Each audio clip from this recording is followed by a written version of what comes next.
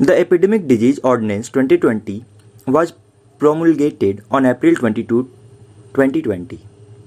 The Act provides for the prevention of the spread of dangerous epidemic diseases.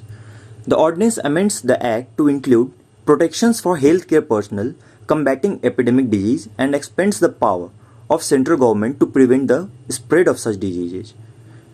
It is defined under the healthcare service professional as a person who is at risk of contracting the epidemic disease while carrying out duties related to the epidemic.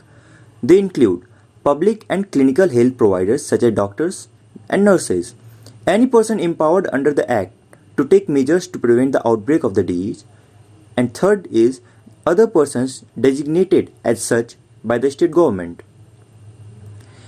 There's a section of Act of Violence in this Act which includes any of the following acts against a healthcare personnel, that is harassment, impacting life or working conditions, harm, injury, hurt, danger to life, obstruction in discharge of his duties, loss or damage to the property or documents of the healthcare personnel.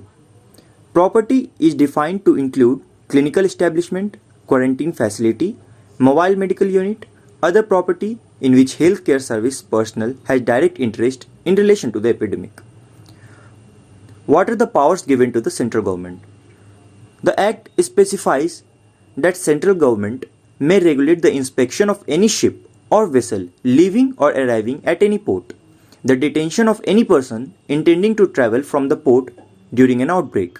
The ordinance expands the powers of central government to regulate the inspection of any bus, train, goods, vehicle, ship, vessel or aircraft leaving or arriving at any land, port or aerodrome.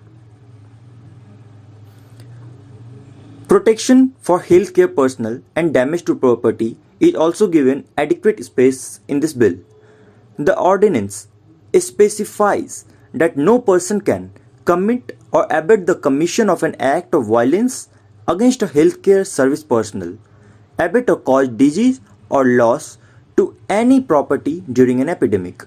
Contravention of this provision is punishable with imprisonment between 3 months and 5 years and a fine between rupees 50,000 to 2 lakh rupees. This offence may be compounded by the victim with the permission of court if an act of violence against a healthcare service professional causes grievous harm. The person committing the offence will be punishable with imprisonment between 6 months and 7 years and a fine between 1 lakh rupees and 5 lakh rupees. These offences are cognizable